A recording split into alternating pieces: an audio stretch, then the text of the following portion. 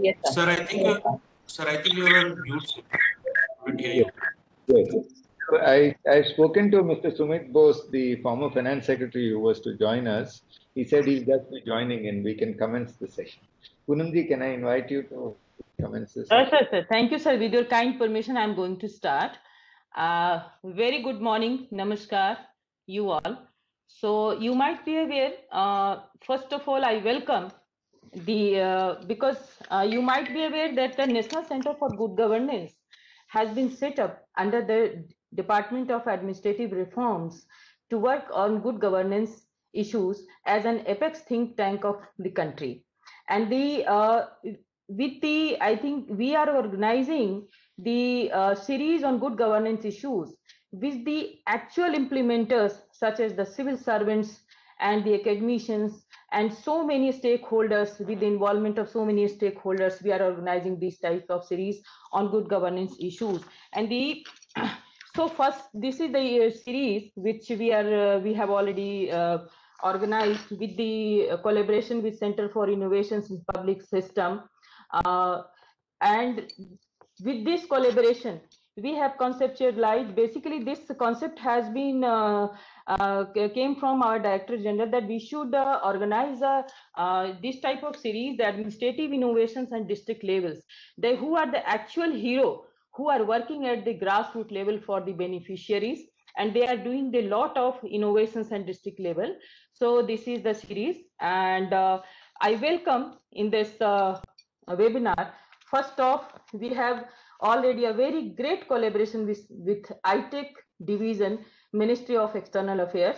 So I welcome, first of all, Shri Sumit Bose, former Finance Secretary, Government of India, Shri UK Sinha, former Chairman SEBI, Shri Akhilesh Mishra, Additional Secretary, DPA, Minister of External Affairs, Government of India, Shri V. Srinivas Sir, Additional Secretary and Director General, National Center for Good Governance, Srimati Abhilasha Joshi, Joint Secretary, DPA 2, Ministry of External Affairs, Government of India, Kiran Bakshi, Director General, Administrative Staff, College of India, Dr. Harsh Sharma, Professor and Director of Center for Public Policy Governance and Performance at Administrative Staff College of India. The top academicians, the eminent academicians from the different universities and institutes, the collectors from aspirational districts in all over India, our resource person who have given, I think, the great impact in our international, national training and capacity building training programs, and all the our colleagues from National Center for Good Governance, ladies and gentlemen. So this is the series, and this is the panel. We have a panel for the 5 person.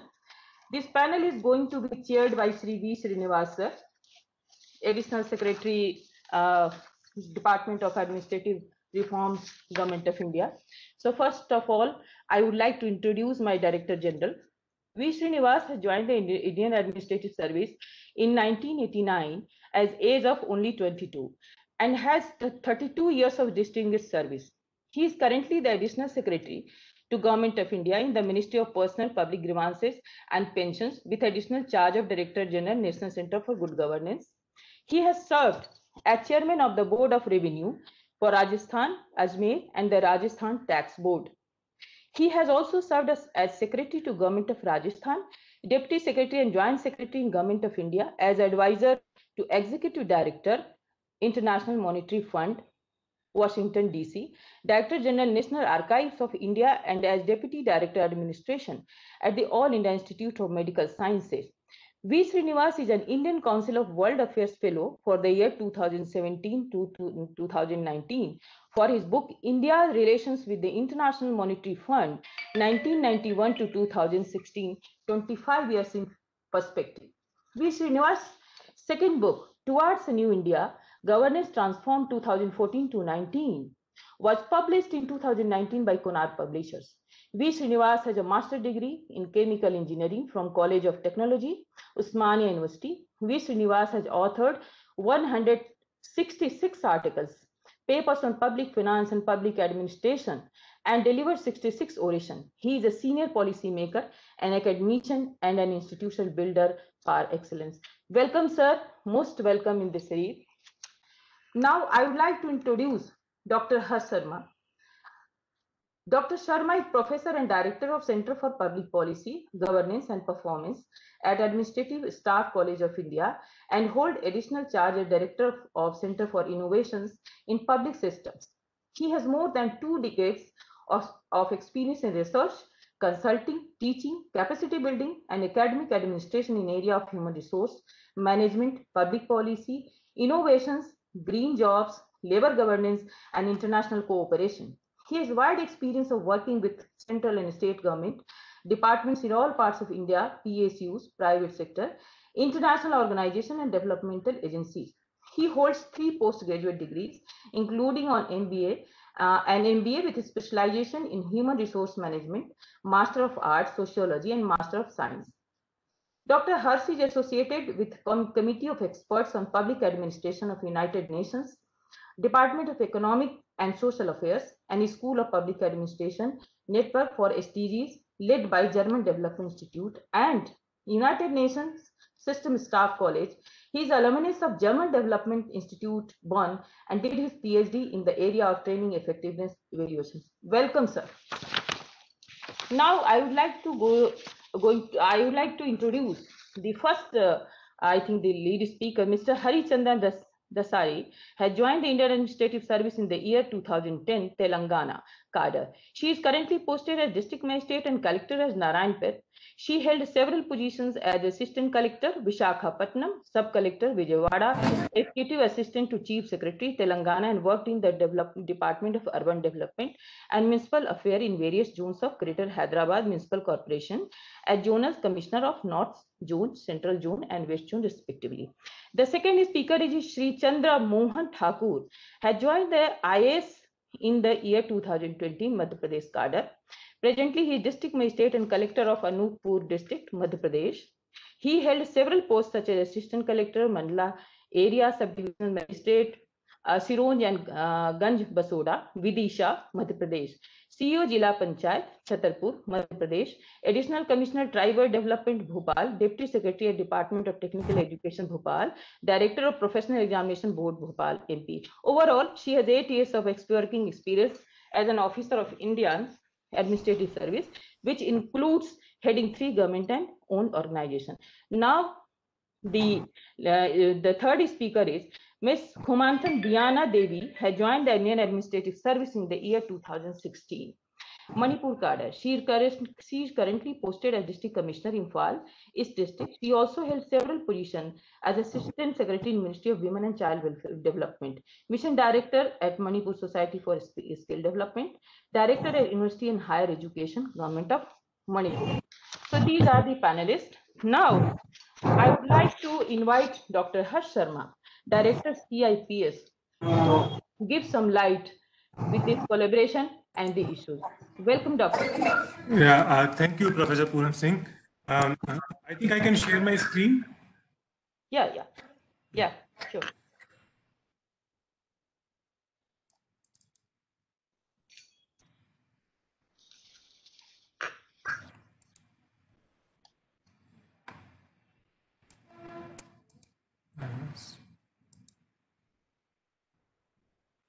So thank you. My screen is visible, ma'am?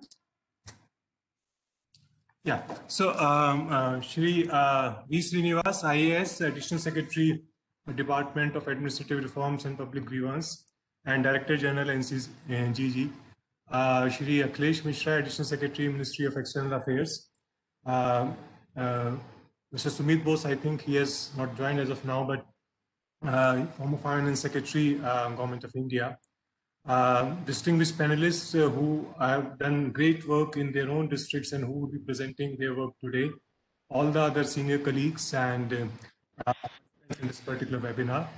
At the outset, I would like to thank Shri V. Srinivas. He has been a great motivator and mentor, and he has been the architect of this particular collaborative initiative in National Center for Good Governance and Center for Innovations in Public Systems. His enthusiasm for innovations in public systems and in general for administrative reforms, I think it's for all to see, and I'm really very grateful. In fact, he came and visited us in Hyderabad and gave us guidelines that how can we take our work forward. I'm very grateful to him for considering this particular joint activity and giving us a chance to be part of it. Now, I will not take much of your time because we all would like to listen to the actual heroes of this particular event who have done great work in their official duties and in their districts. But I will just simply like to briefly tell you about SIPS and what is our view of the way we approach innovations in public systems. And then we can take it forward from there. So Center for Innovations in Public System, it was established on the recommendations of 13th Finance Commission. The idea was that there is no national level body to promote innovations in public systems. So there are many bodies which talk about science and technology and entrepreneurships and startups and all those things, but public system is one area where there needs to be a one apex kind of a body which scouts for, documents, disseminate, and if possible, try to replicate innovations throughout the country. The basic, my understanding, the basic idea behind that is that we need not reinvent the wheel and we have to learn from each other's experience, and we have to create knowledge in such a structured manner so that it can be easily be used by in other contexts, at least some elements of it in other contexts, in other places. So it wanted to be a catalyst for transformation of governance in public system and nurture an ecosystem and develop a culture of innovations in our public system. So we have completed our 10 years journey. We have documented around 600 innovations in primarily 4 areas where we work, that is education, healthcare, e-governance, and urban governance. And we have also tried to replicate many of these innovations, taking them from one state to the other state, and also created detailed process documents for some of these innovations. In terms of what is our understanding of that when we are trying to put innovations in an academic framework or a structured framework so that it is easily understandable. So there are service innovations where we are talking about introduction of a new service, and there can be service delivery innovations. There can be one very important category, administrative and organizational innovations, that is vertical and horizontal structures and routines in the organizations like ENAM. Conceptual innovations can be there where we talk about more of climate change, one area, biodiversity, bioresources. There we bring out these new concepts into the public domain and discussion in public systems. Systemic innovations, and then there can possibly be policy innovations. Our approach is that when we are trying to document innovations, we look at that they should be useful. It is not for a library purpose. So idea is that we look at concept, skill and tools involved, learning-based monitoring and evaluation system, processes and linkages for scaling up, changes in practices in case some elements differ, and use of new knowledge, new use of existing knowledge. As all of you are aware that innovations in public systems is not being researched in a very structured manner, not only in India, even outside India. So you will find public policy, a lot of books, etc. are there. But in terms of implementation and how innovations can play a role in implementing those public policies, not much of structured academic literature is present. So we are trying to move in that particular direction to create that particular discipline. Now this we all know, famous quote from Ronald Reagan, that he says the most terrifying words in English language are that I am from the government and I am here to help. But I understand that pandemic at least must have cleared this doubt from the minds of everybody. We need government, and we need government officials' commitment and contribution if the society has to run in any proper functioning manner.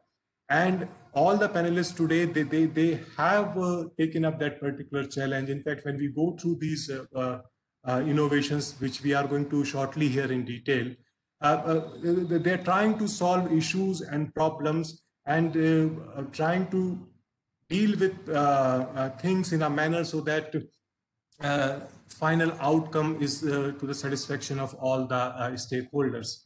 So I believe that innovation, that is what is the SIP's thinking also, conceptual thinking also is there, that innovations can help in many ways in public systems, especially if you do not have resources or if you do not have the right kind of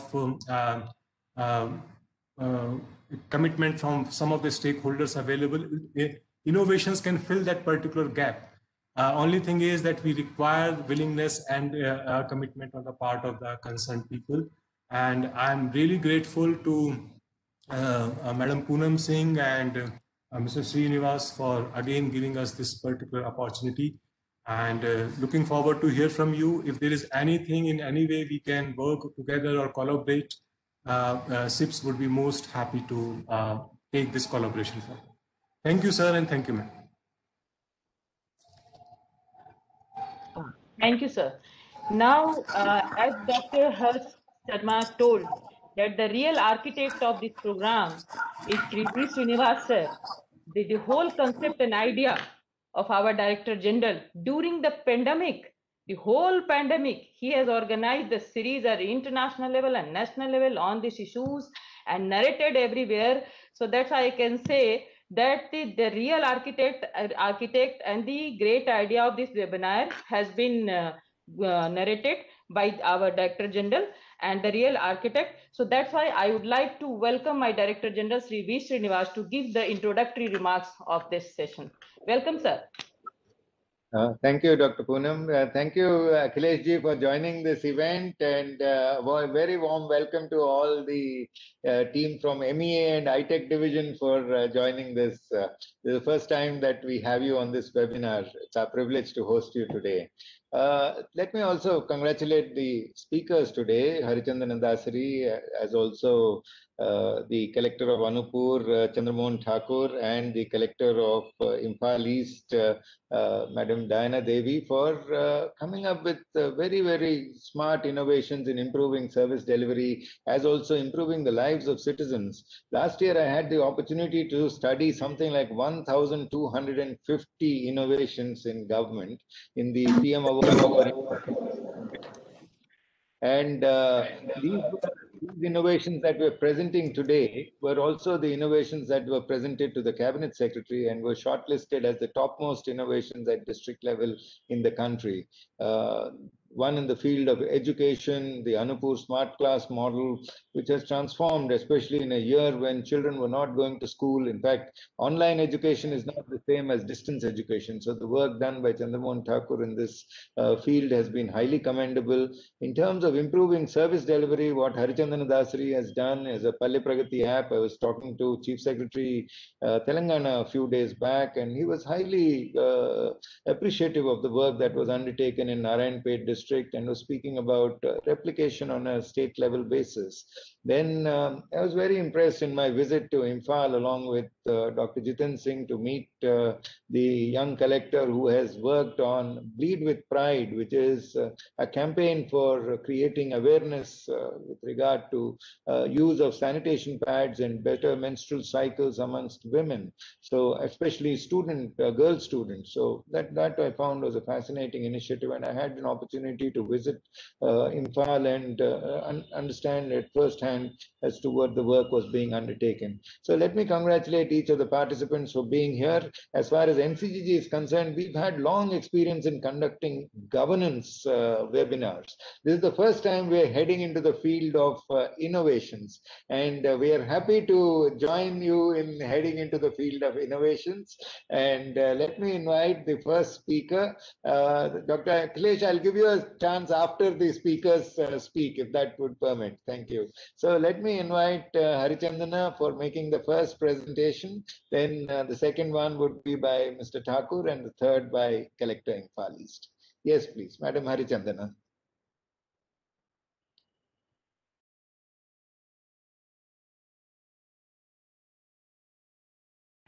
Kindly unmute yourself. Kindly unmute yourself, please. You're muted. Good afternoon, everyone, and thank you, Srinivas sir, for inviting me to be a part of this webinar. And it's been a great experience sharing and learning from others. So I think it's a great beginning because every time we keep looking, where can we do something with the least bit of intervention or struggle on our behalf instead of reinventing the wheel. So, sir, this is extremely going to help all of us in the field to take such initiatives further. So coming to our initiative, so my voice is a little bad because I'm going through a bout of viral. So please forgive me if I cough or sneeze in between. Thank you. Sir, can I start the presentation? We are in Narayanpet. I am collector and DM Narayanpet currently. Narayanpet is a district which is on the borders between Telangana and Karnataka. So this was the I probably think we are the youngest district in the country because this was just created 2 years back. It was created from splitting Mehboob Nagar into Narayanpet and Mehboob Nagar, which I will show you on the map as we go along. So the challenge of this district was that we developmentally we were way behind our compatriots in other parts of Telangana. So we had, and then our government started this prestigious program called Palle Pragati. This app is basically to, initially it was conceived to fast track the Palle Pragati works. In this works, basically around 10 village development indexes were identified, and we were supposed to fast track them.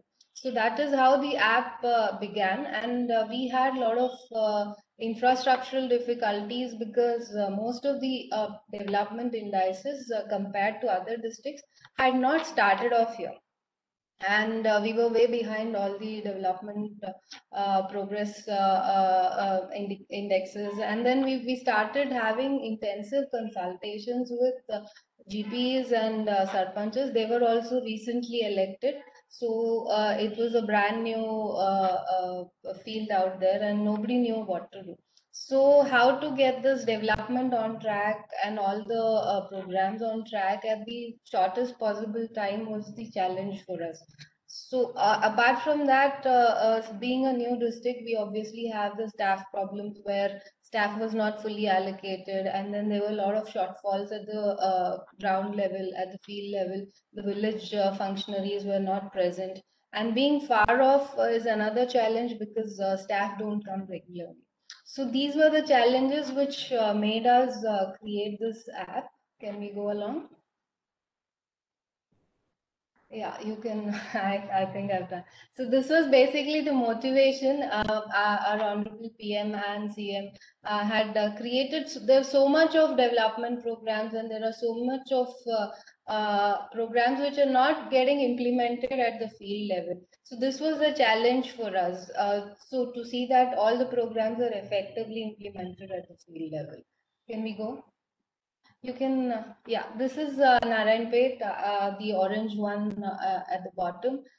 The other side is Karnataka, and these are our basic problem was there's a lot of out migration. This district is known for people going out to Bombay and Pune. So before COVID, there was a lot of out migration from this district because of obviously lack of development and facilities, and also a lot of it's a dryland area, so a lot of problems of cultivation are also there.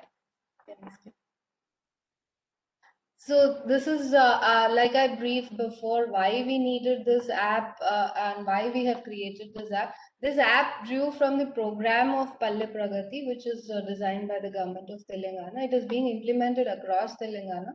But this app was created in Narayanpet to facilitate and fast track the works that were happening. So when we started out, these were all the problems that we had. There was a huge infrastructural deficit at the village level. None of the graveyards or the dump yards and the parks, the institutions, the buildings, all these were not being done. Even toilets, we could reach only the year we started in October, 2019. So the targets for IHLS, community soak pits, all indexes of Manrega, they were all way behind. We've just completed 20% at that time, at that point of time when we started. So after that, we could speed track our work. So I'll just, please go ahead. Next slide. So this is how we did the process.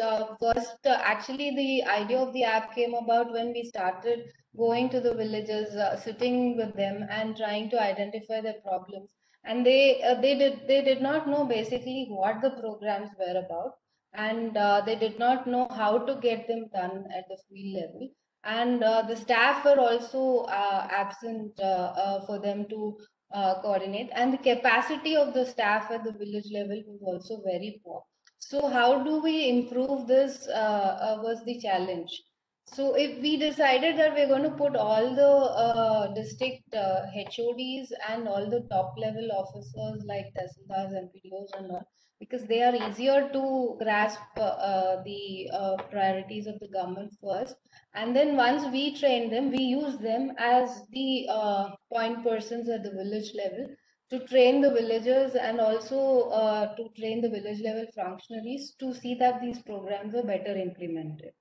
So basically, each the target was given to each HOD or development officer, and they were sent to different villages at different point of time. We didn't want them to familiarize also with the village, because again things happen that they become attuned to the village level functionaries, and they are not monitoring or they are not motivating. But as and when it's a typical behavior, when a senior officer is there in a place, work gets done, and then things move faster.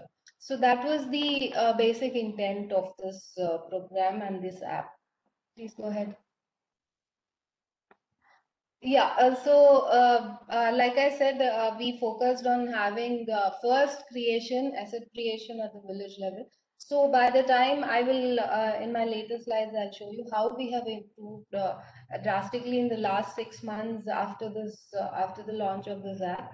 So basically, we wanted to create, there were a lot of buildings pending, and for 2-3 years, they were not being done at the village level. So we had to focus on infrastructure basically, and then obviously the capacity building at the village level. Most of our panchayat secretaries were also recently recruited, only 2 years back, so they did not have a lot of institutional training or an expertise to carry out these programs directly at the village level. So that's why we needed this app to tell them what to do at each point of time, and also have a monitoring officer on top of them, trying to monitor their work performance and their behavior. So that is, and then also when an officer periodically, the app functions that, we give a date, a time, and a particular institution to inspect. Also, they can inspect a particular program. Let's say we are doing a sanitation drive.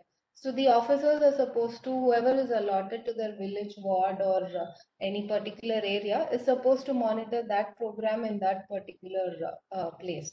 So this also ensured that the first item was when the officer goes to the village, they are supposed to sit with the villagers and talk to them about the program, and also convey the message about it. So that in a way led to a lot of behavioral transformation.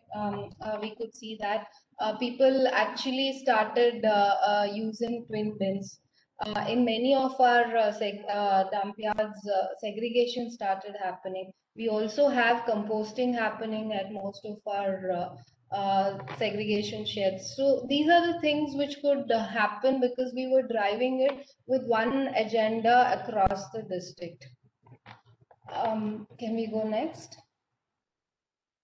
Yeah, so coming to the app, these are the visuals of the app. Right now, this is dynamic. The number of officers on the app can change. The types of visits can change. Also, the program can change. Why this app is different from other apps is usually we use app for one program and one agenda. But whatever the district administration wants, in whatever way they can monitor, this app can make it possible. Once the program is over and we don't need to monitor it any longer, we just remove it from the app and add on the current program that we're monitoring. So this makes it also, it's very easy for the district administration from the district office to see what is happening at what point of time in what village or what ward or even a colony level. So we can drill down to that level. And this app is GPS enabled. So we would know that this officer is there at this point of time, from this point to this point of time. So that is very important. And also this app has photo captures and inspection remarks are compulsory. Video capture option is also there in case we want, we send in a message. We tell them that we want a photo of this stage wise, or we want a video of the event if it is supposed to be an interaction with the public. So that way we capture all the details. The photos and videos, if they are because of the signal issues, they can take them on their phone also. Even then, the app recognizes where they are because it recognizes the login time and the logout time. So that way we know these officers are present at this particular spot and are conducting their inspections. And we also get to see through their eyes what is happening in that particular field. So actually during COVID, this was very helpful for us to monitor our border control areas, border checkpoints, and also for containment zones, because we could know what is happening in the containment zone. Is it really being monitored effectively, or are there movements outside it and all that? This app could help us a lot during that time. This a number of employees can change on the app. Sometimes we put all of panchayat secretaries also onto it, which is about 1,000, 2,000 members, and we give them tasks for that. But right now, this is for the senior employees of the district who are going on random inspection drives. Can we? Yeah, so initially we started with the idea of Swachh Bharat and also trying to sensitize the messages of Swachh Bharat to the public and also at the village level. This was the time when we were distributing twin bins and also starting all dump yards and segregation sheds in the villages. So that was the first point of this app. Then as we went along, we decided, why don't we add everything into it which can be monitored at the village level and at the in terms of rural administration. And Narayanpet is primarily a rural district. We have 96%, I would say, are rural, and even our municipalities are very small. So this made sense only to focus on rural administration primarily. So that's how we did it. Like I mentioned, health camps were effectively monitored. COVID was monitored. For the first 4 months, Narayanpet did not register a single COVID case. And even now, today, this is 1 month we don't have COVID in the district. It's a COVID-free district right now. This is because we could easily do contact tracing. We could manage inflow and outflow of public coming into it, and I have a register of every person who came into the district because we monitored it through this app. And also this we used NRSC data along with this. We at that point of time we had clubbed NRSC's geospatial data to mark out our containment zones. So that also was quite helpful. We could completely, along with police, lock off a containment zone, see that nobody is moving in and out, and everybody in the containment zone was tested when this thing was happening. So because of this, we could easily inspect it from using our officers. We deployed them to a particular containment zone. Each zone was having an in-charge officer who was monitoring all these parameters, and then we had it all at the back end in our database. So this is how the message goes. It's there at the bottom left corner. So the message goes that you have to inspect the school today. So tomorrow it can be inspecting a nursery, or day after it can be inspecting a public institution. So something like that. There are about 14 institutions at the village level which are currently being captured, their progress and different indicators are being captured. It can go from various things. It can be a midday meal. It can also be is that area Anganwadi really delivering the food to the children, or it can also be an inspection of an FP shop where ration is being given timely or not. So the task assigned can vary at any point of time. Can we go next?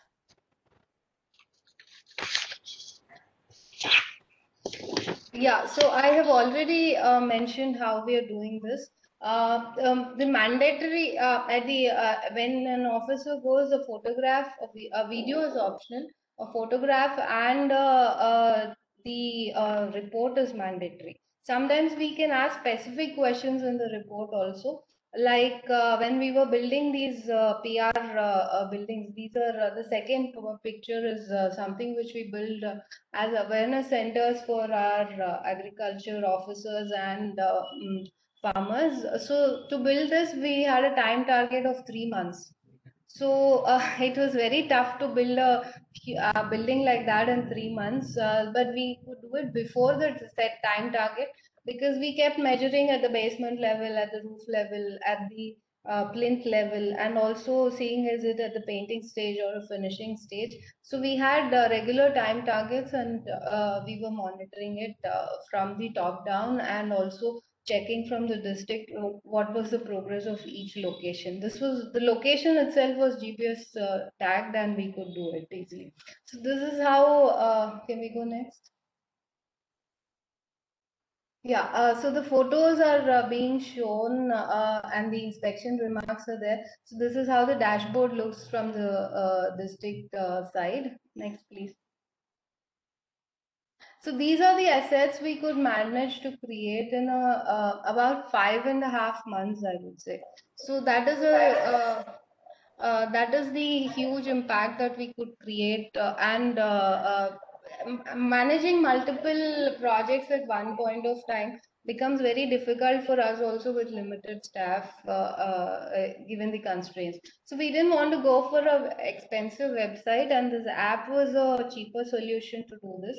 And also we could get timely reports and managed to set targets for each and every officer who was aligned into it. So we and now I would be happy to share Narayanpet is a district which all the villages have 1 or 2 parks each with proper children play equipment, open gyms, and around 4,000 plants in one area, and also have a lot of this Raita Vedikas, which I showed you, were completed within a 3-month time span. Then we could complete all our crematoriums and ensured all the Manrega, and we could see an immediate increase in Manrega works, which was a 147% increase after we started monitoring through this. Can we go next? So this is basically a chart which shows what was the work done before. The red part was the work done before, that was a year's target, but it was the work done before the app, and after the app we could do the part in the blue. The first chart shows all blank because none of those works had started even. So after this app only we started them and also completed them within a 5.5-6 months period. Can we go next? So basically what did we achieve out of this was immediately all the officers started being present on the field. We knew where each officer was, where they were going to be, even the lower staff. Earlier we used to have issues of teacher giving putting a head student in charge of the school and not even coming there. So because the teachers never knew which officer is going to come when and write a report on them. So these kind of the obvious impact was that every staff top down started being present and started taking their work seriously. So this cut down absenteeism quite a lot, and also it gave us important tools like officers are constantly going, and if 3 officers have gone to a particular village at a particular point of time, different points of time, and they have noticed different problems of that village, Immediately it's brought to our, it's all collated at our backend desk, and we know that there is some problem here. It has to be addressed because so many people have been reporting it. So that also happened. And then all these timely the service delivery like pensions, like ration and the Anganwadi teachers delivering food properly. So if a person is there, even villagers keep coming there and tell them, see, this has happened, this has not happened to us, this is the problem. So that kind of an interaction started increasing. I've already mentioned about COVID management and how we could manage COVID through this app. And the best, I think the biggest result was our engineering projects, which were not going on for the last 2-3 years, suddenly picked up, and we could meet all the timelines and complete these projects on time. Because obviously the funds were allotted by Government of India or our own government, but they were wasting away because contractors were not coming on time and nobody was effectively monitoring it. So that's how we did it. And because so many officers were going there and they were also having the panchayat interactions, so mandatory GP was to be held by each officer who's allotted to a village. So sometimes we send them to hold special panchayats to sensitize them about specific issues. So that also increased the participation at the village level. They were also more enthusiastic about government programs and how to take them forward. Apart from this, we had some special drives. This area has some problem of child marriages and child labor and all these issues. So whenever we had a special drive, we used this app to monitor that also. And I would say Swachh Bharat goals were actually met. Our twin winds are being used. I had videos of that. And many of our villages right now are manufacturing compost and selling them to farmers at 10 rupees and 15 rupees a bag. So this could easily be achieved because we didn't have enough SBM officers or Swachh Bharat motivators, but we used videos and we trained our own district officers first, and then we used them as the message transmitters, and they took it up at the village level, and they brought about this transformation.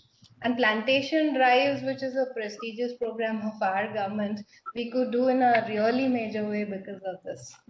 So this is about the app. I will just share a few pictures, sir, and then we will close. So these are just all the evidences that you can see what's happening. We could track all of these at different points of time. So the parks are there, the nurseries, the crematoriums, the segregation sheds, midday meals, garbage collection, everything. Please go next. So these are how our toilets were completed very quickly, and the sanitation schedules were monitored. Next. So this is how the person has to log in into an app, and the project is set there. That means what they have to inspect is given there. This was for a nursery about seed sowing and backfilling, which is currently going on. We're doing this. This is ongoing right now. Next one. So this is how the report we have completed, and the completion, the inauguration, everything is shown to us. So that's how the message comes back to us. The next one. So this was how we were doing with the project monitoring report. So we knew how many people were at a project site at a particular time, how many labor were there, what is the machinery which was being used, and what stage the project was at. And these are some of the testimonials from the children and from the villagers about how the program was taking place in their villages. So children especially, I would say, were very happy when we created parks with playgrounds across the villages, and also their teachers, their midday meals, all this started improving. And the villagers also, they said the doctors, the ANMs and all who are typically regular in their particular place. We introduced biometric for all these officers, but I think that's a problem across the country. Sometimes these biometric devices don't work, or they're intentionally stopped from working. So this was a better solution. We found that monitoring through the app, because when the officer goes, and if we say that you have to check whether an Anganwadi of the school or the PHC is functioning, they have to click the picture of the doctor and the ANM and the teacher and the Anganwadi teacher, whether they are there or not. So this was a better way of doing it within the limited time span that we had. So thank you, sir, for giving us this opportunity, and I'll be happy to take any questions. Thank you. Thank you. Let me also welcome our former Finance Secretary, Sri Sumit Bose-ji. Thank you for joining us, sir. Mr. Sumit Bose was the one who has advised us for collaboration between SIPS and NCGG. It's our first foray into innovations. We've been dealing with governance issues, but SIPS brings the cutting edge of innovations, having documented so many into our field. So we're grateful to him for suggesting this initiative, and of course, Dr. Harsh was forthcoming to collaborate with us on a short-term notice. Let me welcome our second lead speaker.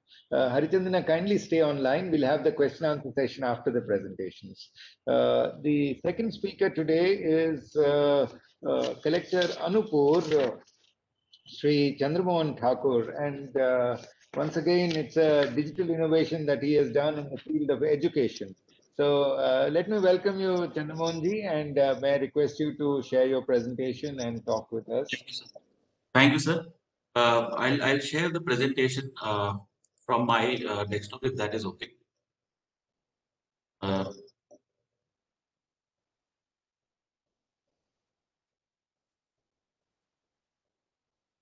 Just a moment, sir. I just check the. Is the presentation visible? Not yet.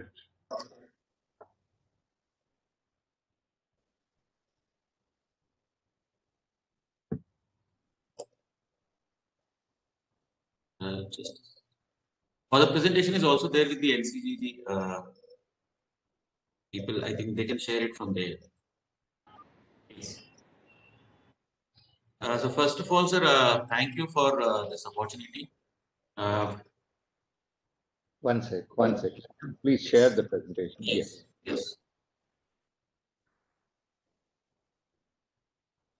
Yes. Comments. Thank you, Chitwan sir, Dr. Harsh, Poonam ma'am, and everybody at the National Center for Good Governance for this opportunity. Also, congratulations, Harichandana ma'am, for such a work done at Narayanpet district. Our work, as Srinivas sir said, is related to digital intervention in education. It is a EdTech solution which is hybrid online and offline smart class model. I'll give a brief on why we came up with this model and what were the components of it and what was the impact that it had on our district. Next slide, please. So, sir, Anupur, as you can see on the map of Madhya Pradesh in the rightmost corner, it's a small tribal district bordering Chhattisgarh. It is also a new district carved out in 2003 out of existing tribal district Shahdol. The population is about 8 lakhs as of today, and primarily 50% population is tribal. Literacy rate in 2011 was 8%, but if you see 1991, it was only 35. So that means most of the students in our schools are first generation learners. Their parents were illiterate. And we all know the importance of education in tribal district. But in such districts, there was always a shortage of subject teachers. If we had a math teacher, we did not have a physics teacher. We had a physics teacher, we did not have a chemistry teacher. And how to come up with a solution which could address the shortage of teachers, as well as our students were far behind compared to private school students or to English medium students. How to bring them at par with those schools? That was our intention, and we thought that unless we use state-of-the-art technology, we won't be able to bridge the gap. Next slide, please. So we looked at the available solutions. There are a lot of EdTech solutions. The market is full of EdTech solutions, ranging from Byju's to Khan Academy and so on and so forth. But when we looked at all of those solutions, they were made for urban India. They're mostly for students of CBSE or ICSE board. They were not available in vernacular medium. And they were mostly present as a model which is business to customers. So the students and the parents would directly buy those solutions and they would use it. But we did not have a B2B solution, and we almost did not have any solution which is ready for a business to government model, where we had remote schools, where we had students from rural background and students comfortable in vernacular medium in Madhya Pradesh, which is Hindi medium. Then we looked at some of the social learning apps which had worked. In Banka in Bihar, a solution had worked fabulously in Unna and Banka. We looked at that solution that had some gaps that we realized that the solution was based on hardware. So whenever an updation was needed, the entire hardware needed to be updated on the pen drive, and it needed a lot of human intervention. Kundan in Banka was my batchmate, and I had a long discussion with him, and he suggested that what are the gaps there were there in the project, that it required long team of inspectors and monitoring, etc. And the content was created somewhere in Delhi, Gurgaon. So the students found it difficult to relate to that content because they were more used to seeing their local teachers in their local schools. So also in the other interventions that has happened in government schools, we realize that government teachers are very apprehensive of such interventions. They feel that the system doesn't trust them, and we are constantly against the teachers as if the government teachers are good for nothing, and we want to replace them with technology. So there's a huge resistance, and that is why a lot of government smart classes intervention fail, because the teachers don't own up the project. So we decided that we want to involve the teachers in the implementation. We want to make teachers as owners of the project, and we started brainstorming how to do that. And we did not want a hardware independent model. Earlier, a lot of money has been spent in buying a lot of computers and screens, etc., for schools which have over the time become obsolete, and there's a lot of unused hardware in schools. So we did not want any new hardware to be purchased. We wanted anything which is independent of any hardware. So, and the monitoring had to be independent of manpower. We wanted some tech-based monitoring where we can monitor it from a single location. So we did a lot of brainstorming, and since we had a lot of new needs, so we did a tender in which invited only young startups, which could come up with new solutions. Next. So next slide, please. So in our solution can be understood in broadly three areas. First is the content, then the technology, and how did we execute it.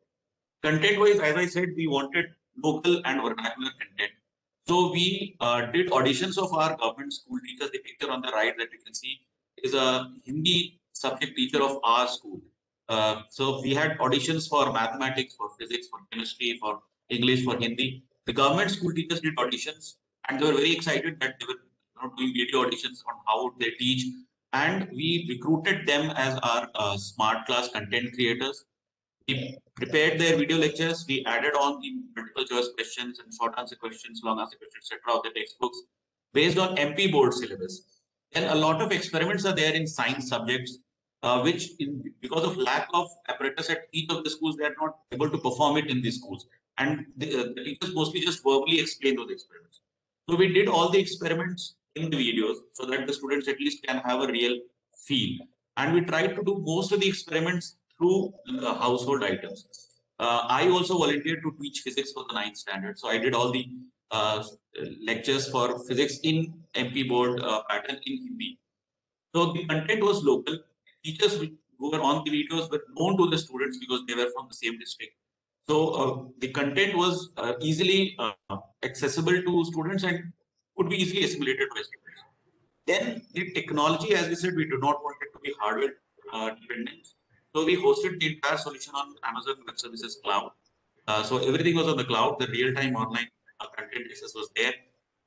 So whenever we needed to update something on the video, if we got the feedback that something is missing in our some chapter or something needs to be added or something needs to be corrected, so we could just do it at the back end, and immediately on the next login it would be updated across.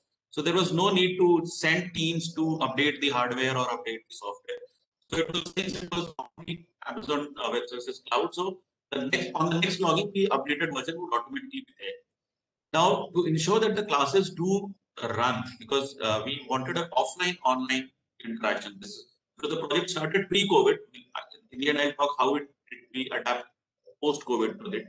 So in what happens in most of the online classes or in smart class, etc., that the student, when interacting only on the video, is not able to totally understand the concept unless somebody sitting with the student explains it. In urban middle class, generally the parents are educated enough. Say if they're logging into a Byju's or a Khan Academy, the parent sits with the student and is able to explain that what is being taught. But in first generation learners, where when they're exposed to video, if there's something in the video that they don't understand, they don't know whom to ask or what to understand.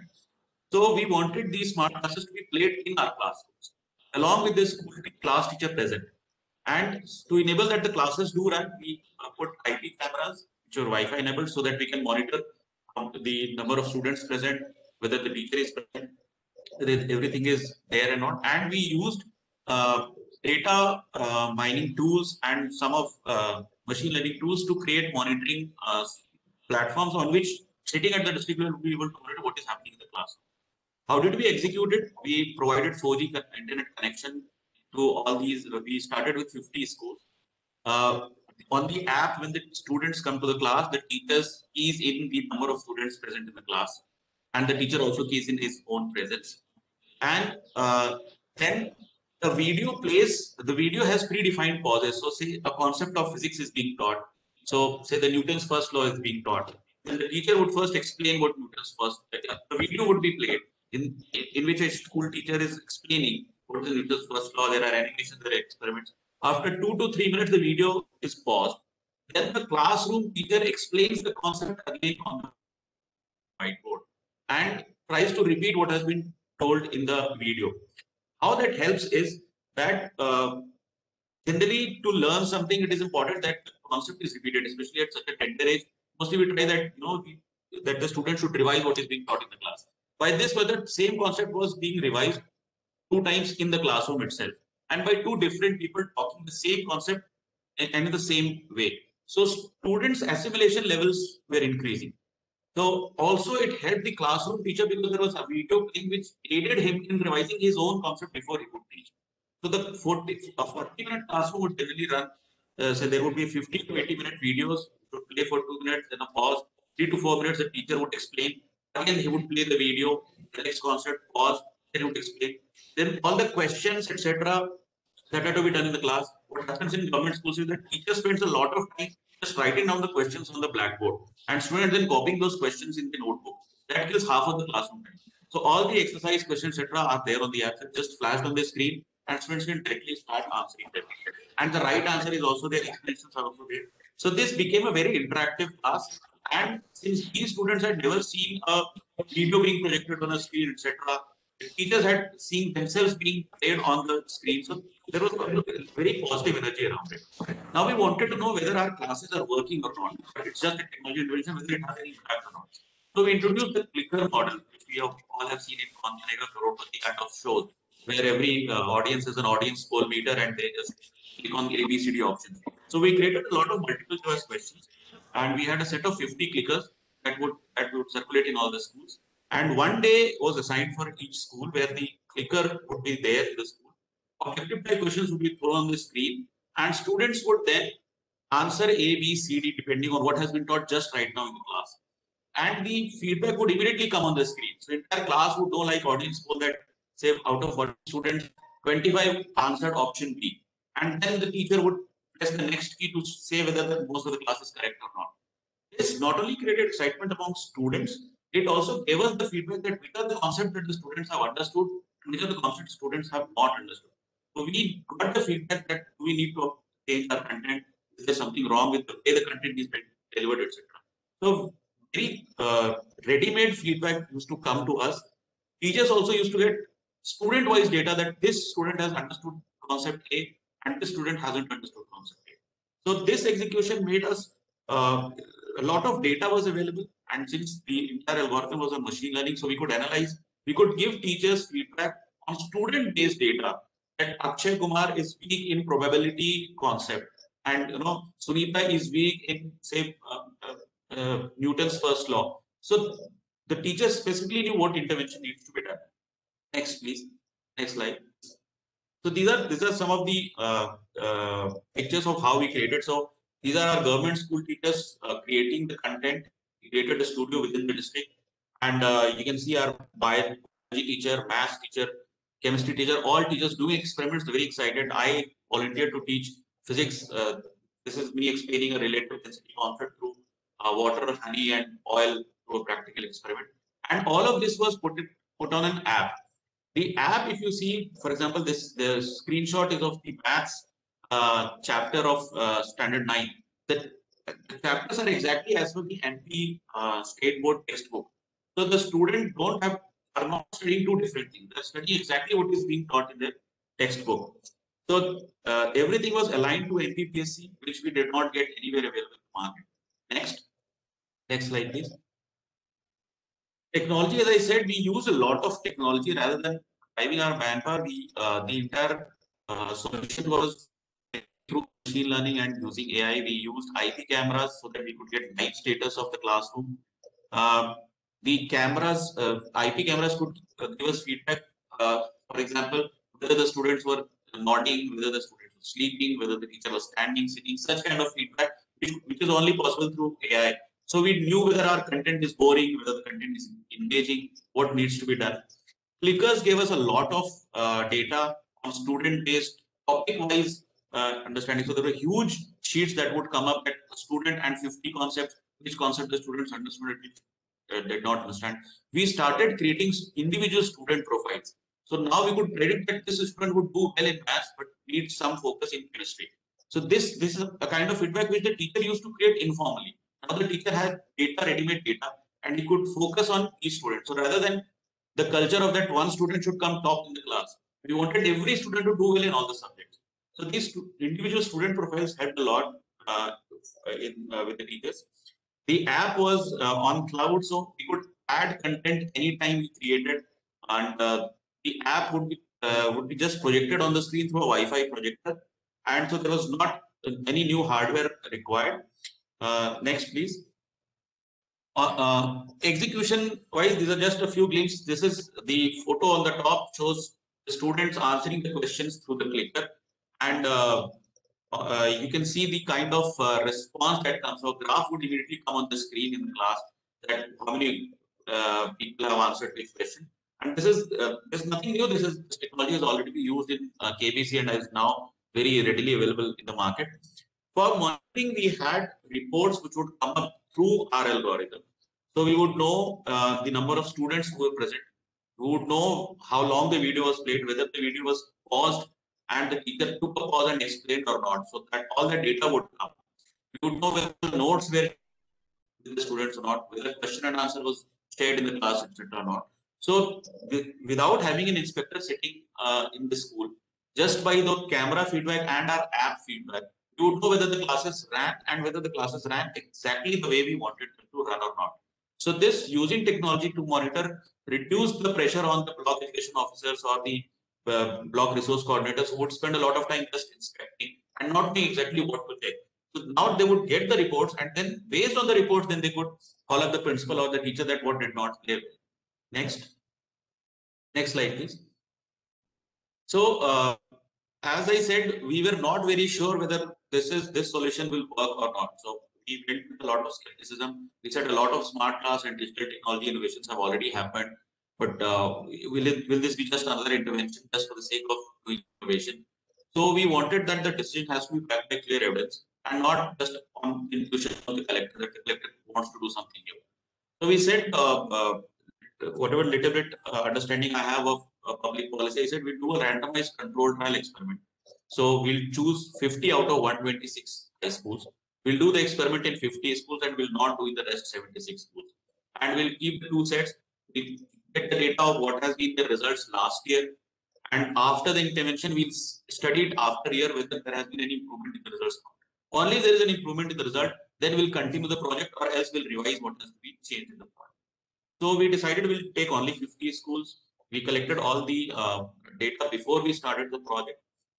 So about 9,000 students of standard 9th and 5,000 students of total 9,000 students were exposed to this smart class and the rest were not.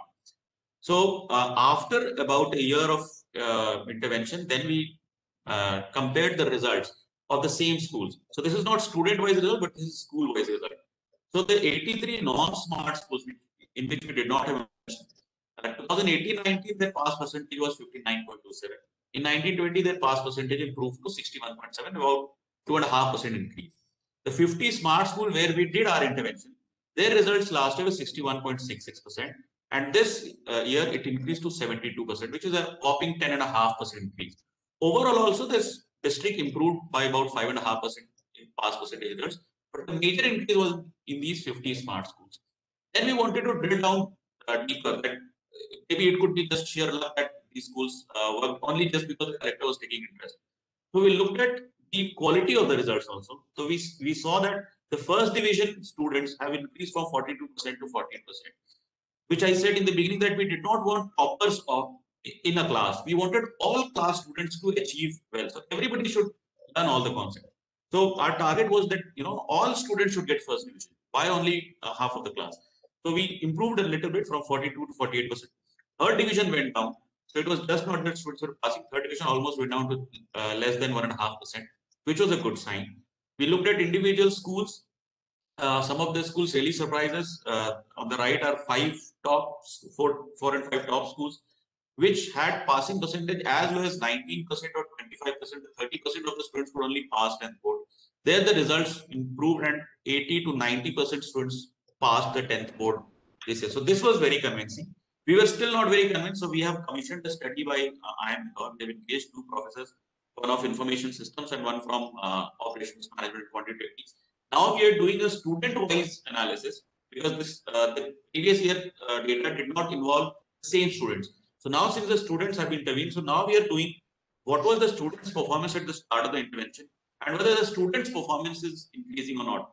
And what are the advantages that are increasing? Whether it is the students' motivation that is increasing. Is it the students' attendance that is increasing? It is the assimilation in the classroom that is increasing.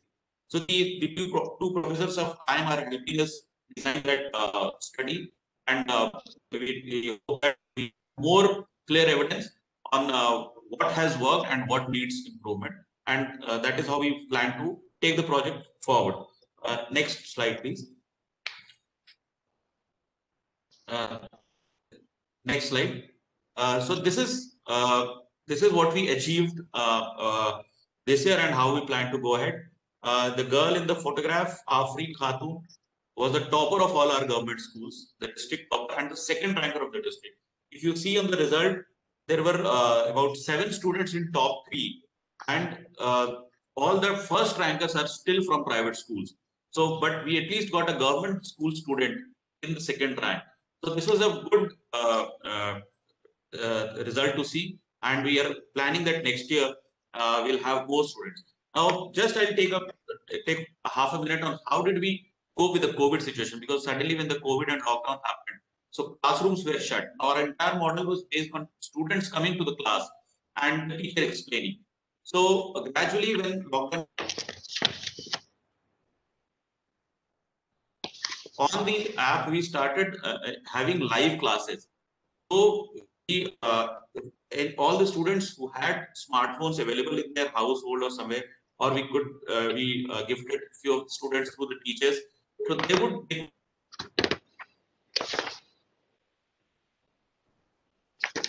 Teacher was teaching the classroom. The teacher was coming to the school and teaching the classroom. The student had to feel that the class is still running. Gradually, the COVID situation started inviting half of the students to classroom. Especially, we said the students who do not have smartphones at home, you come to the classroom, and we only half of the classes. And students who have smartphones, you see the classes from your home through live classes. And the demand was so huge, and which is not want to study from screen. This is what we understood. So everybody wanted to come to the classroom because the interaction with the teacher in the class is something that technology cannot replace. And why students still find themselves interested in our solution? Because the video is not the only thing that plays. The teacher explains what is happening in the video. And the reason teacher is owning up to this project and is not against this project is because the teacher has not been replaced. It is not like a video is being played and for 40 minutes the teacher has nothing to do. So now that the COVID situation is easing out, and at the moment 9 to 12 students were allowed to come to schools by consent, we are seeing again an increase in attendance in our classes. And since the board exams have been rescheduled this year, so we have 2 months to correct whatever the losses we have suffered because of the initial lockdown periods. The scaling is very easy because all the schools need to do is just pay on the subscription fees, for which I'm sure we'll be able to find some government funding. The solution is tech first, so we can scale it up to as many schools as we want. And now our next plan is that we'll go to personalized adaptive learning. We'll have individual student profiles, and we'll be able to give feedback to each class teacher on which topics he needs to focus for a particular student. So thank you. And the last slide. So that's our team. Himanshu and Shantanu are the co-founders of this startup, Spoogly. They are from IT Kanpur and Willow Technology University. Both are upcoming entrepreneurs. They are the one who came up with the solution. And in the bottom are all our government teachers and government officers who helped us conceptualize the entire idea and help us execute. Thank you all for this opportunity and listening to this Anupus podcast. Thank you, sir. Thank you very much. Fascinating. I recall serving as election observer at Shahdol, and it was really very distant from Bhopal to reach. And we have the Common Finance Secretary who served in that state for a long time. Let me invite the last speaker for today, Mrs. Diana Devi, the collector of Imphal East. The presentation is on Bleed with Pride. We've had two presentations on digital technology. This is a slightly different one with regard to healthcare. So, Mrs. Diana, could you please commence your presentation?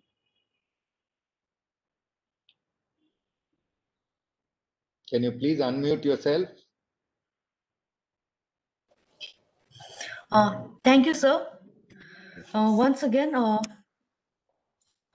Additional Secretary, sir, Director, sir, CIPS, and Moderator, NCGZ, my seniors and colleagues in the service, participants of today's webinar. It is a matter of privilege that our district gets to highlight the Bleed with Pride initiative in today's webinar. Can I have the presentation?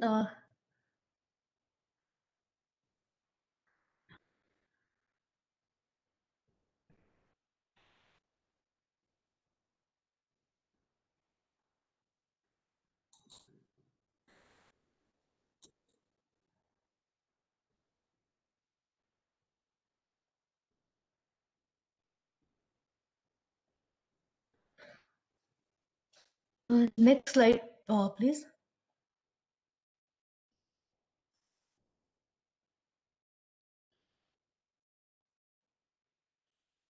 Okay, so I would like to start with a brief background behind this initiative.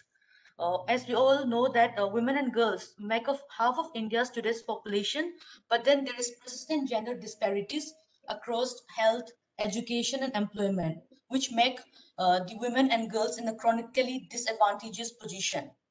More than 70% of our girls in India have no knowledge of menstruation before menarche. In India, roughly 12% of menstruating women, they use sanitary napkins, and remaining Indian women cannot afford pads. And as a matter of fact, they use unhygienic substances such as newspaper, unsterilized clothes, rags, leading to infection, infertility, reproductive health complications, cervical cancer, and even that. One of the biggest reasons of not using sanitary napkins is the prohibitive cost. And we have other issues related to menstrual hygiene, like the taboo, the stigma, and the discrimination associated with it. Can we please go to the next slide? So as part of the solution, our district came up with the Bleed with Pride campaign, which is formulated to reach out to the community and to talk about menstruation openly towards better understanding menstruation as any other natural body cycle. This initiative empowers women, young girls, and community to stand together and fight the taboos, stigma, and discrimination. Through the free distribution of menstruation kits, which come in beautiful poly bags consisting of an underwear with a adjustable string and pad holders, along with 3 reusable sanitary napkins with a lifespan of 2 years. We aim to make every girl who has reached puberty bleed with pride and have the avenues to do it safely in a hygienic manner. We took up this initiative as a Jan Andolan so that the community stands together to make the young girls stay motivated, inspired, beautiful, creative, and productive citizens of the country. Next. For the campaign to bear fruits, not only mere support and productivity or acceptability, but formulating a sound strategy with key focus areas were ascertained, and these key areas are as follows. First, identification and convergence plan. Secondly, procurement. Thirdly, formulation of a detailed menstrual hygiene management action plan for workshop stations. And lastly, exhaustive distribution plan. So for the campaign was converged and launched with Beti Bachao, Beti Padhao, Poshan Ma, Eat Right campaign, Swachh Bharat Abhiyan, Fit India campaign, Free Anemia campaign, midday meals and menstrual health for adolescents, etc., so as to ensure extensive coverage and awareness. With regard to procurement, a deal under CSR was struck with Shashi Kiran Charitable Trust in partnership with the Mooncatcher Project USA and in collaboration with Global Steppers. And for the workshop sessions, mapping of government schools was done, which identified 5,000 girl students studying in classes 6 to 12, hailing from very humble background. And through interactive and detailed educative sessions at these schools, we were able to ensure meaningful impact. Workshops and the distribution of sanitary napkins was also undertaken in all the 10 assembly constituencies of our district, reaching out to more than 10,000 people, thereby creating a snowballing effect. And the awareness of this campaign has even trickled down to the general masses of the district through the participants and other medium like Anganwadi and Asha workers by incorporating Bleed with Pride objectives in their various activities. Next, personal intervention. The collectors of office, the district collector, and even the officials, we took part in the events and gave educational motivational sessions on hygiene, sanitation, staying healthy, eating right, staying fit, etc. with the participants. The personal presence of the deputy commissioner had a powerful impact on the students. We encourage them to participate in co-curricular activities and to stay active, fit and healthy through yoga, sports, dance, music, etc. Students, especially the girl students of the schools, they proposed the administration to organize events for them to showcase their talents in fields like music, dance, and sports. Hence, we took up some innovative initiatives for these girls, like the Imphal East Under-17 Idol Contest, Imphal East Talent Show, Under-17 state-level football tournament, etc., so that adequate platforms are created for the girls to compete and excel in life. Next. Some of the features of the initiative. Next one, please. Coming to the tangible parameter of and the financial appraisal of the campaign, as estimated, the minimum expenditure of a girl per month in buying sanitary napkins is ₹100. However, the kits which we have distributed, they are distributed free of cost, and hence savings are ₹100 every month for 2 years. And these kits, they have a lifespan of 2 years. So, and the approximate cost of this reusable kit comes out to be ₹400 per kit. So for 5,000 users, if we see the savings, we saw that we have a savings of around ₹1.2 crore.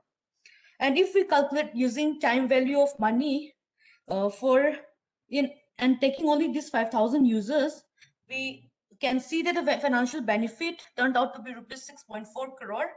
The total benefits accruing to the society will be much more higher than is shown above here, because it depends on the number of users. Higher the number of users, the higher benefits that will accrue. Next.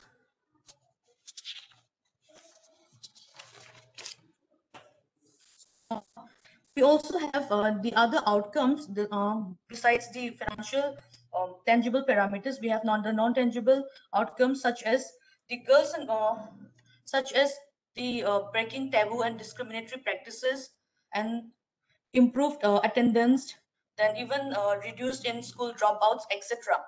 And even other districts, they have also emulated this project with the same partners. Next, please.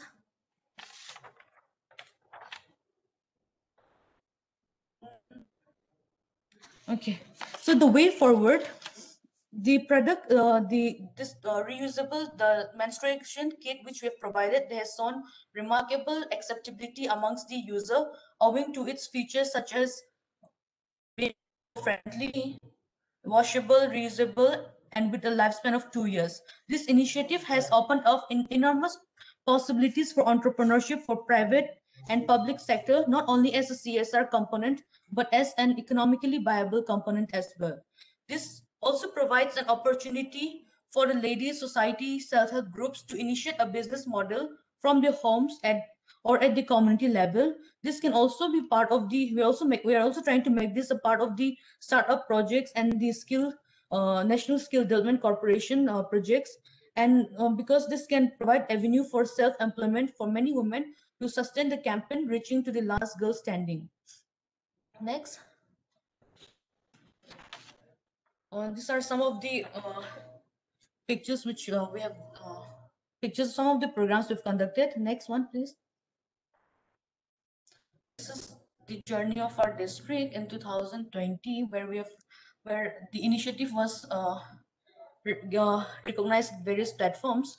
Next one. So the girls and boys who have been directly affected by the campaign have brought out their heartrending experiences and emotions, which have made us believe that the footprint of this campaign on the hearts and minds of our younger generation has been phenomenal. Few of us such first-hand experiences we have placed it here.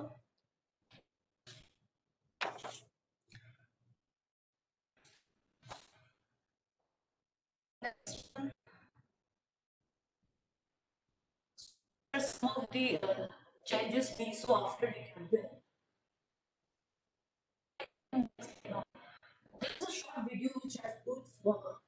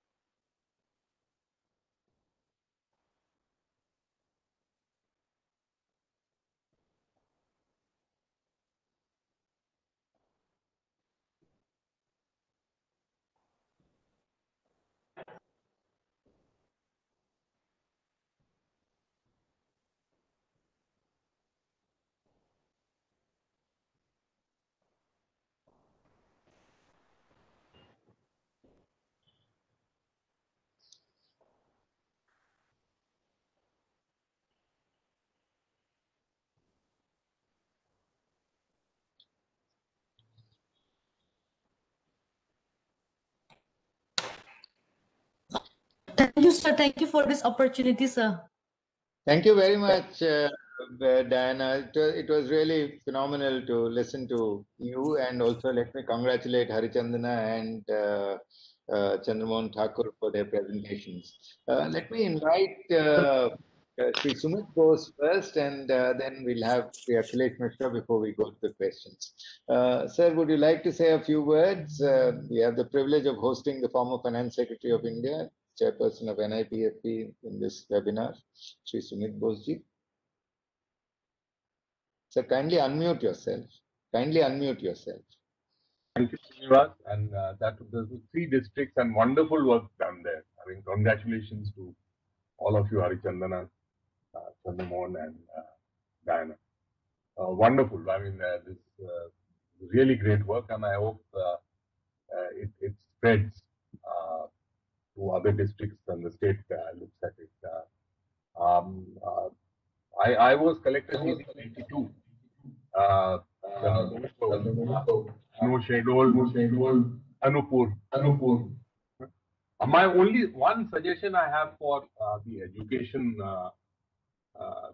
task that you're taking, in given the background that I spent about 10 years of my working life in the field of education, is, it's very tech oriented, which is not a bad thing at all. But get yourself the review. Also, you have chosen operational sort of people from IIM Indore. Why don't you also let them do it? why don't you get something like Azim Premji Foundation, which is active in MP, or the Azim Premji University, to also do it. So bit of education people assessing it, you will perhaps get a better feedback from them. That's my only suggestion about this thing. It's excellent work, and the results are obvious there. I mean, I feel sorry for the other schools which you've not been able to cover so far. That's always the problem with the control, a really ethical problem with if you have control systems. Those control schools you must now get to. And Harichandana, wonderful, excellent. I have one question. That when you send someone on inspection, do you sort of do it at the last moment? Because that will disrupt his or her schedule also. Sir, thank you for the question, sir. Actually, earlier before COVID, we used to do it every Wednesday, sir. It is marked as inspection day. In the morning at around 7 a.m., they will get a message where to go and what to do. Then that explains it. I mean, then there's absolutely no problem, because that person, whoever he is keeping his Wednesdays free for inspection. Yeah. Post-COVID, sir, we have started sending a message at night saying be ready for inspection tomorrow, and the next day morning they get the place and location. Okay, great.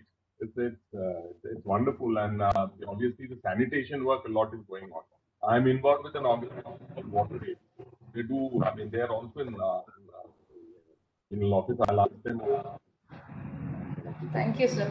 Thank you. And that also goes for, because they do for Dana, your district also. I'll see how WaterAid can link up with you, because they are also into menstruation issues and other things they are looking at. Certainly. So it's really been wonderful. Thank you, Srinivas, and it just shows the potential. I hope the state governments, we must encourage them to get them to adopt these to other districts as well, and to the state level organizations. Like the education one, the education department, CPI's office, all of can, or even the board can get involved, because they are also promoting. Thank you. So, Srinivas, don't mind, I have to log off because I have to join a BC. Thank you, sir. I'm very happy you sent me that message. I was confused about the time, and so glad to be a part of this. Thank you for joining, sir. Now I'll invite Sri Akhilesh Mishra, the Additional Secretary, MEA. Thank you for joining us. We have massive collaboration on the external affairs side, but this is the first time you're participating in our domestic webinar, so we're happy to have you. If you have any questions or comments, please go ahead.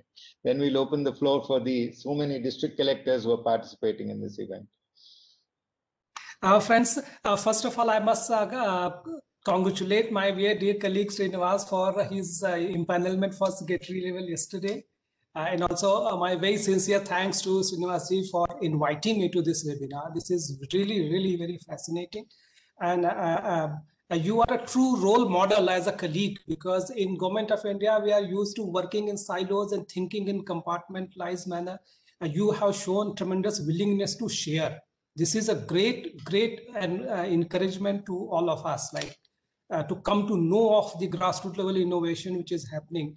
And it has been very enriching webinar for me, and to see the tremendous work that our colleagues are doing at the district level. And all three presentations were superlative, very, very impactful, very committed in terms of the energy and follow-up. And friends, from the Ministry of External Affairs, I can share with you that in DPA, the Development Partnership Administration, we are dealing with Government of India's assistance program with other countries.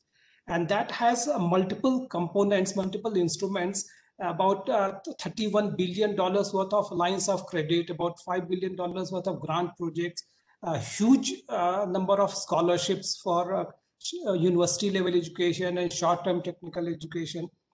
What we are currently focused on is two key areas. One is that rather than doing the usual brick and mortar projects, we are very keen to incorporate the innovative socio-economic transformation that is happening in India, particularly last 6 years under Prime Minister Modi. And in that context, the exposure that I got today, and also I was so happy to learn about SIP's database of more than 600 vibrant, innovative solutions. So these, I hope that with the guidance of my colleagues Srinivasji and Professor Poonamji and SIPs, if we can identify out of the 600 or 700, if we can shortlist maybe 100 transformative developmental solutions, we would be very happy to explore how they can be incorporated in our development basket, cooperation basket, and you refer to reinventing of the wheel, so that whatever experience we have gained, can we share that experience to our friendly countries so that they also don't have to go through the same cumbersome process of reinventing the wheel. Second aspect is the branding of modern India, innovative India itself. Again, I think working with the MEA, Srinivasji, we can do tremendous contribution because besides our own capacity building programs, about 14,000 foreigners are invited to come to India for different kind of training programs. Also ICCR scholarship, and about 6,500 government funded scholarships. Students come every year. Similarly, our ministry hosts large number of bilateral visitors as intellectuals, thinkers, planners, even VVIPs, ministers and heads of states and governments. I think it would be great for them to be exposed to the grassroots level transformation that is happening in India, and their opinion can be formulated accordingly so that they replicate and get inspired by the stories that we see here, rather than just traditional monuments, traditional cities. So these are two areas I think we have very exciting set of opportunities to work on. I would once again compliment Srinivasji for taking this initiative and very kindly inviting me. And I would very much like to come over to your place and do a brainstorming to shortlist the development innovative solutions, and then work out next step for inclusion of them in DPA, our activities, and also in the branding process. I'll be very happy to share your success stories with our ambassadors and missions abroad, and also other colleagues who are handling bilateral visits and other things. So it's a great opportunity for me to get to know and get connected with you. Thank you so much. Thank you. First, we will recommend these three innovations that we heard. Absolutely, absolutely. And then we'll come to the other innovations. Absolutely, absolutely. Collectors in today's discussions, I can see at least 10, 15 collectors whom I am familiar with. Would anybody like to raise a question, please? Would any of the district collectors participating like to raise a question? We have even LBS NA is connected. I think there's some senior officers from Masuri Academy also online. Bhagwati, would you like to raise any question? Collector Sirohi. We also have Collector Karoli online. Siddharth, are you there? Or they wish to remain silent. And DC Fatehpur also. Yes, DC Fatehpur, would you like to? I thought DC Balrampur was there. A whole lot of them I see. A lot of collectors are connected. Would anybody like to raise a question? Okay. Okay, so we don't have any questions coming up from the participants.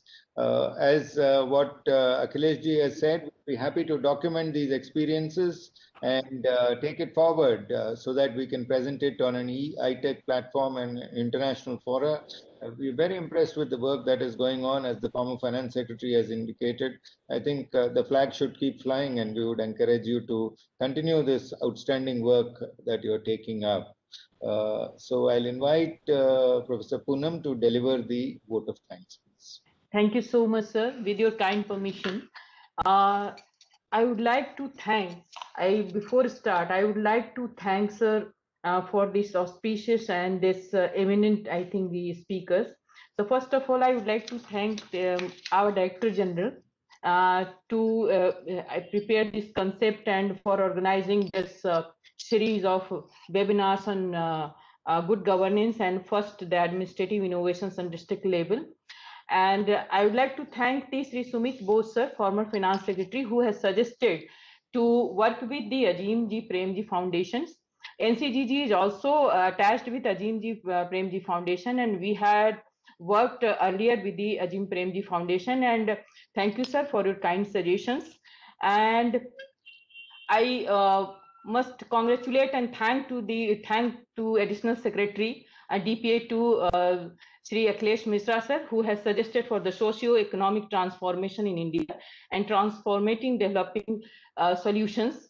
And I would like to thank the I think the whole ITech division, especially the Abhilasha Joshi and Hiran Bakshi and the Dr. Harsh Sharma.